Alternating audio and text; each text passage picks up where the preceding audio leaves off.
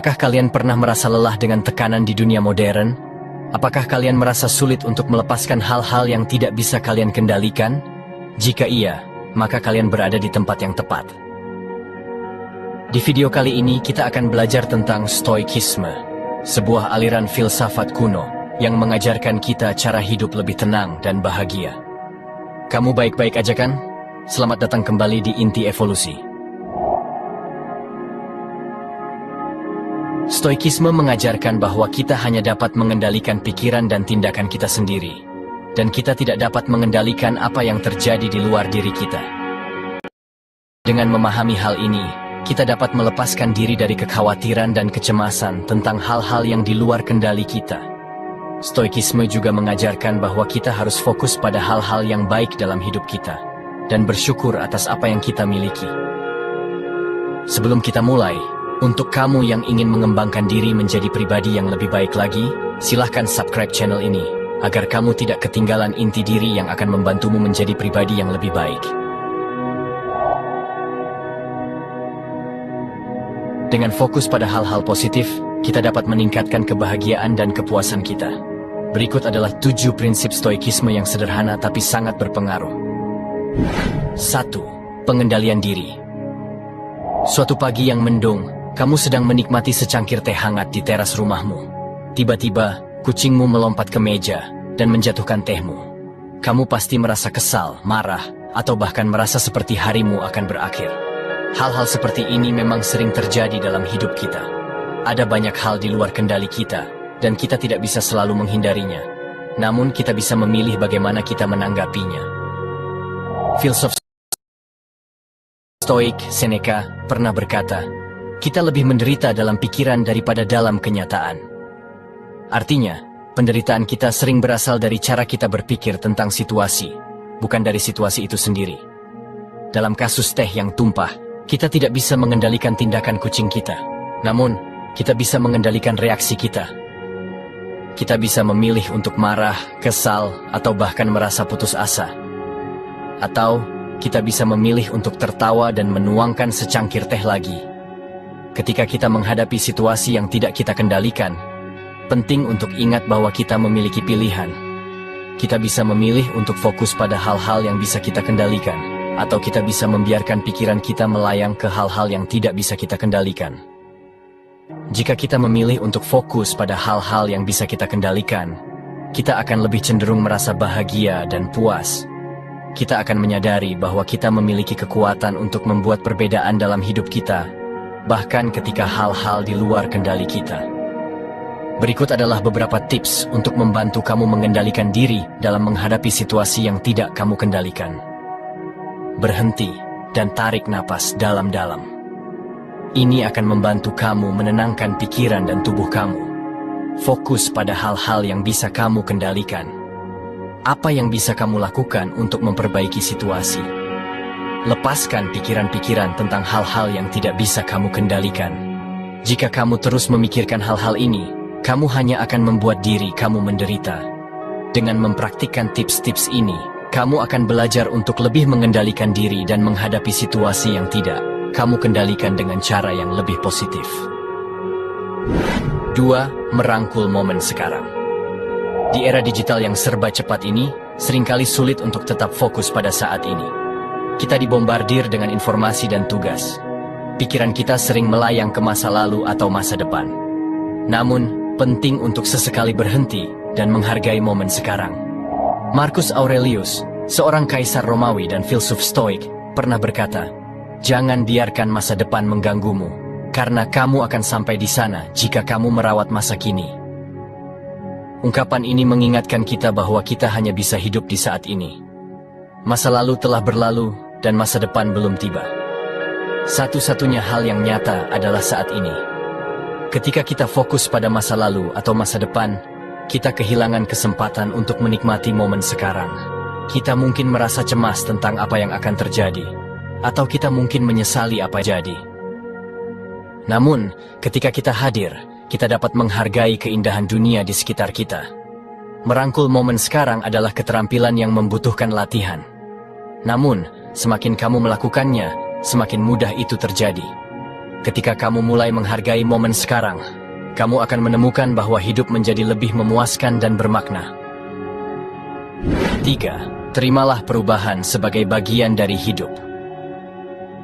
Perubahan adalah hal yang alami. Alam semesta terus berubah, dari pergantian musim hingga gerakan planet.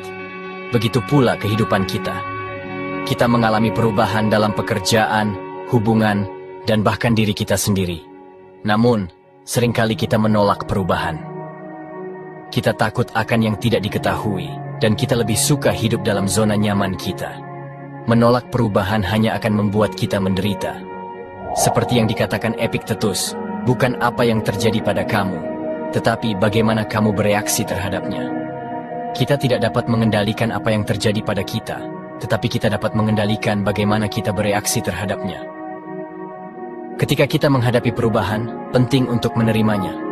Kita tidak perlu menyukainya, tetapi kita harus menerimanya sebagai bagian dari kehidupan. Alam hidup adalah evolusi. Kita terus berkembang dan berubah.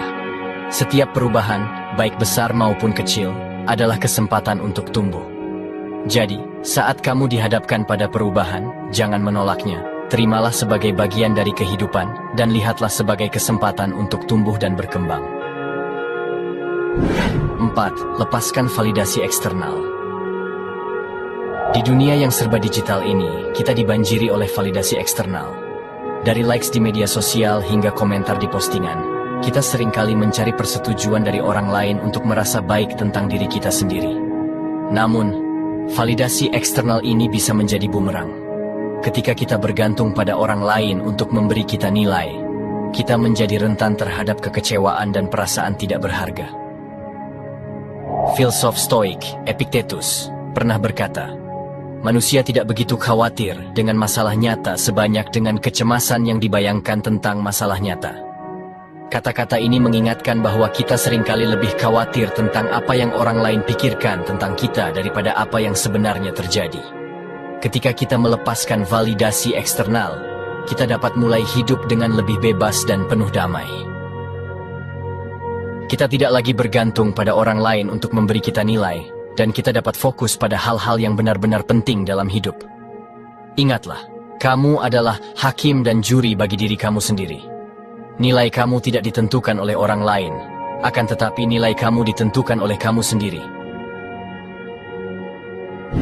5. Menghargai siklus alami kehidupan. Kehilangan adalah bagian alami dari kehidupan. Kita semua pernah mengalaminya, baik itu kehilangan barang, kehilangan orang yang dicintai, atau kehilangan kesempatan. Kehilangan bisa menyakitkan dan sulit untuk diterima. Namun, jika kita bisa memahami siklus alami kehidupan, kita bisa belajar untuk menghargai kehilangan dan menemukan makna di dalamnya.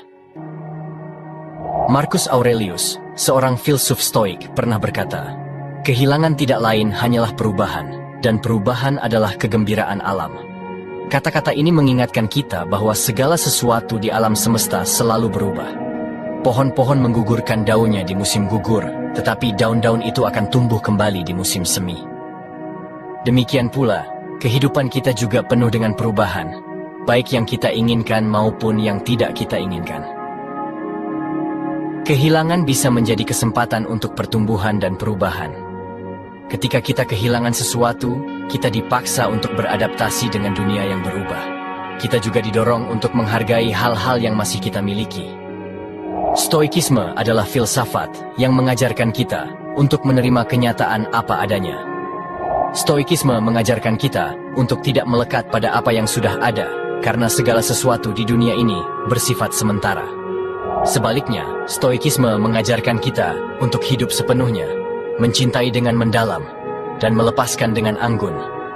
Setiap matahari terbenam, pada akhirnya memberi jalan bagi matahari terbit. Begitu pula, setiap kehilangan, pada akhirnya akan membawa kita ke awal yang baru. Jika kita bisa memahami siklus alami kehidupan, kita bisa belajar untuk menghargai kehilangan dan menemukan makna di dalamnya. 6. Menemukan peluang dalam kesulitan. Kehidupan penuh dengan tantangan. Kita semua pernah mengalaminya, baik itu tantangan kecil maupun besar. Tantangan bisa berupa hal-hal yang tidak kita inginkan, seperti kehilangan pekerjaan, putus cinta, atau sakit. Tantangan juga bisa berupa hal-hal yang kita inginkan, seperti mengejar cita-cita atau memulai bisnis baru. Mudah untuk mengeluh tentang tantangan dan berharap hidup sedikit lebih mudah. Namun, jika kita bisa mengubah sudut pandang kita bisa melihat tantangan sebagai peluang untuk pertumbuhan. Seperti yang dikatakan Seneca, seorang filsuf Stoik, kesulitan memperkuat pikiran seperti halnya kerja memperkuat tubuh. Ketika kita menghadapi tantangan, kita dipaksa untuk keluar dari zona nyaman kita dan mengembangkan kekuatan baru. Kita juga belajar untuk menjadi lebih tangguh dan adaptif.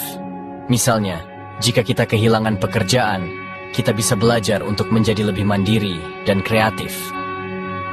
Jika kita putus cinta, kita bisa belajar untuk menjadi lebih kuat dan mandiri. Jika kita sakit, kita bisa belajar untuk lebih menghargai kesehatan dan hidup. Setiap kesulitan membawa pelajaran, potensi pertumbuhan. Jika kita bisa melihat tantangan sebagai peluang, kita bisa menjadi orang yang lebih kuat dan tangguh.